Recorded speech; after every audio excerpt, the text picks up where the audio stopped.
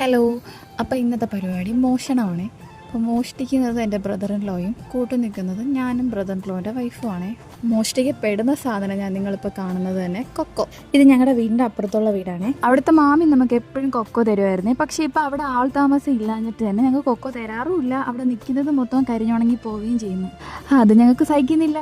പിന്നെ ഞങ്ങൾ 5-6 പിച്ചിട്ടുണ്ടായിരുന്നേ. പിന്നെ സത്യാവസ്ഥ എന്നാൽ ഇതൊക്കെ ഞങ്ങൾ പിച്ചെടുത്തിട്ട് വീട്ടുകാരെ വിളിച്ച് അറിയിച്ചിട്ടുണ്ടായിരുന്നേ. നല്ല അടിപൊളി വിളഞ്ഞ കൊക്കോളായിരുന്നേ.